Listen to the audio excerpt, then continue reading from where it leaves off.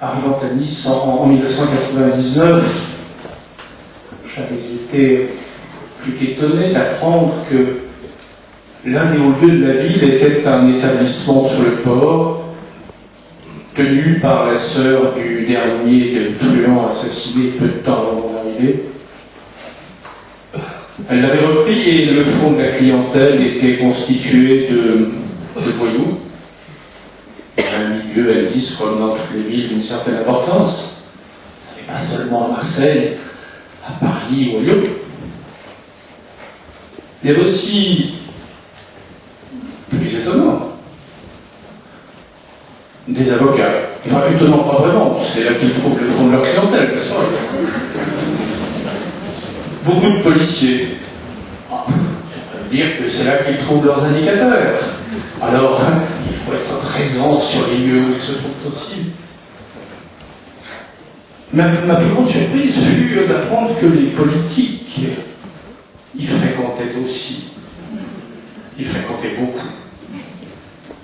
On y vit même un ministre de la République en exercice sortant de cet honorable établissement défoncer la barrière du parking, son état ne lui permettant plus de la voir. Et puis on me rapporta que, comment dirais-je, des épigones de la politique locale. Ne cherchez pas de nom, le trouveriez pas. Elle est très locale. On n'avait eu d'autre souci que de s'y faire adouber. Il voulait y être admis. C'était, paraît-il, me dit-on, l'endroit dont celui qui le possédait était le maître de la ville. Nous sommes à la césure de deux majorités, avant et après 81. Découvrons que, dans le Nord, deux frères devraient être poursuivis pour fraude fiscale, importante fraude fiscale.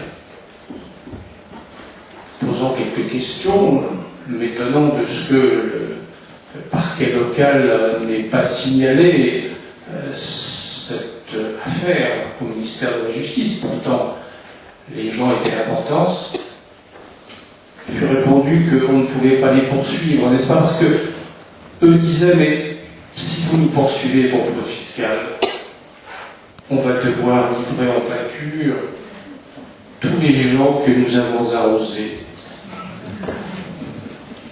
J'ai eu un instant de curiosité, j'en conviens, je me suis fait porter la liste de tous ces gens. Il m'a fallu quelque temps pour lire tout ça.